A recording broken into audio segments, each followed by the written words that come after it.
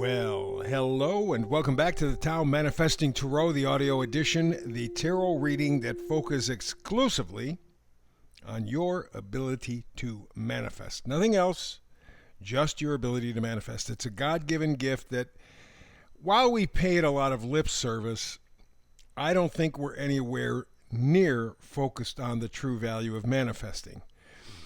We do talk about positive thinking, and that's kind of an element of manifesting. But manifesting is spiritual evolving. We're not talking 3D as much as we're talking 5D. Yes, we measure it in terms of 3D standards. Do I have a bigger house, a fancier car, do I have a better job, da-da-da-da-da-da-da-da. But that's where we miss it. Being able to get those things is not necessarily an honest view of what manifesting is all about. We all come here with a life path. You know that. Everybody's on a different path. We say that all the time, and yet we try to fit ourselves into the same mold. Well, you got to have a big car. You got to have a big house. You got to have a big job. You got to be this. You got to. And just that idea, that attitude, prevents you from really tapping into your manifesting potential. We have a life path, and you need to work within that life path. Not everybody can be a doctor, a sailor, rock star, or whatever. Everybody is different. Everybody has different talents and abilities. And manifesting within your life path, you're not limited other than by your life path. If you were meant to be here as whatever, you'll get there. And you'll be surprised at how little you will have to do to get there. You take the richest people in the world, because we always like to measure ourselves by money. Okay. If you looked at their life, they had fortune, that is luck, on their side so many times that they really had no choice but to end up where they ended up. What they do with their choices, what they do with their riches or whatever, that's where the karma comes in. And all of them want to spend it on themselves, all of them want to make more, and all of them want to control us. I don't think that's good karma. But the point of the matter is, take for example Bill Gates. He was born into a rich family. His mother and father hung around with some of the captains of industry, as they call them. In fact, Bill Gates' mother worked on a board with the head of IBM several decades ago. And they were friendly. I don't mean to imply anything here. They just had a very friendly relationship. And just by coincidence, Mama talked about her son, Billy, and how he had an idea for this, that, the other thing. And the chairman of IBM said, "Well, come on, let's see what we can do here." That's a break. Come to find out, he also found a program that he did not make. Has very little to do with Microsoft as a computer person.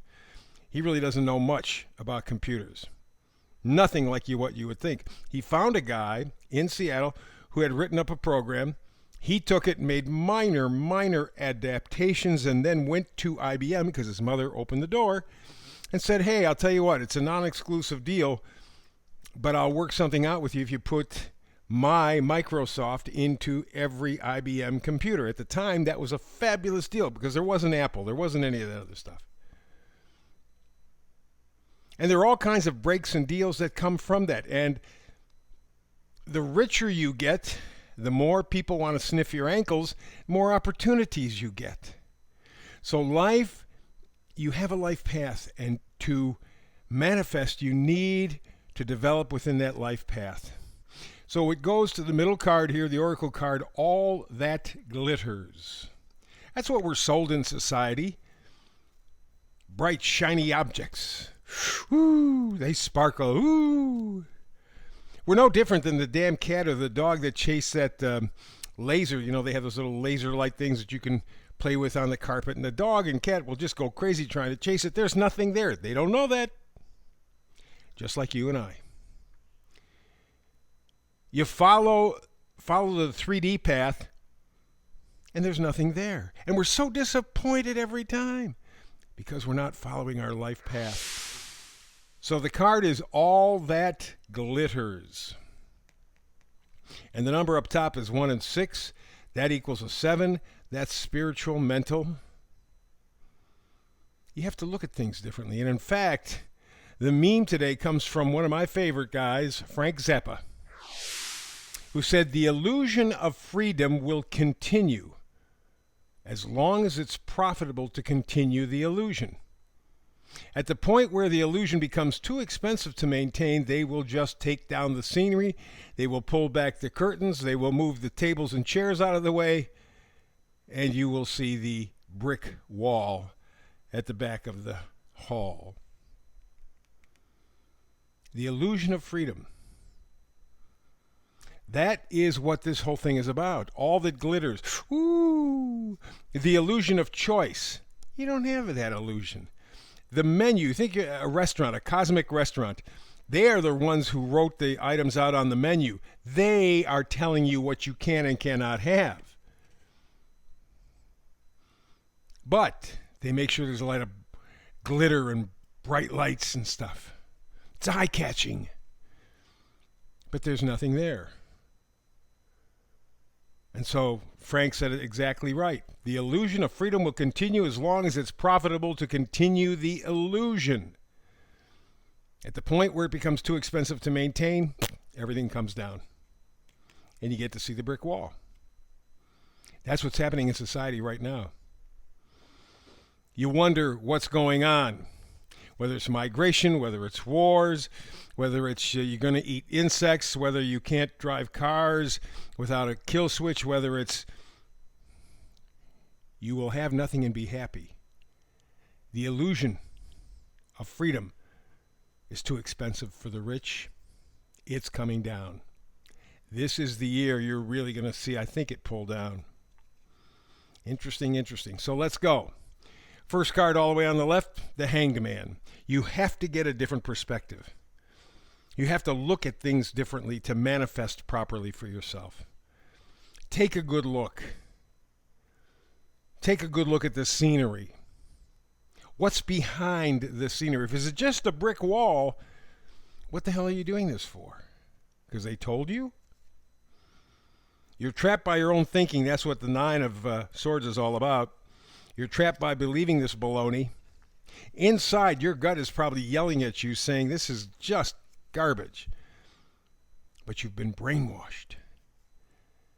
All that glitters is gold. They're gold, but all that glitters. So there you go. You're left with the proverbial 9 of Swords, trapped in his own thoughts.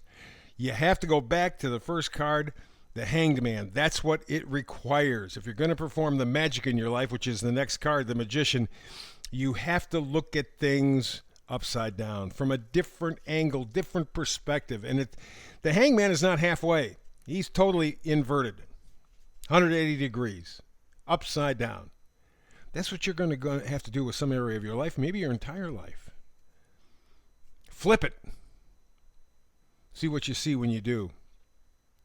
And I think at that point you're going to find yourself being a 7 of Swords, taking the truth and leaving behind the lies. That's what he's doing in the card here. 5 swords, 5 key important beliefs. He's taking the 2 swords he is choosing to leave behind. Can you do that, or are you going to be confused by the glitter? You're going to buy into the baloney. Remember, the illusion of freedom is going to continue as long as it's profitable to continue the illusion. Those who have been providing the illusion for us have come to the point it's too expensive. We're not going to maintain it anymore. We're going to take it down. So that all that's going to be left behind the chairs, behind the tables, behind the curtain is a brick wall. The whole thing is a sham. Please, all that glitters, it's simply an illusion of freedom. Back again tomorrow with the Tao Manifested Tarot reading. Hope you're with me between now and the next time we have a chance to talk tarot together. Peace and blessings.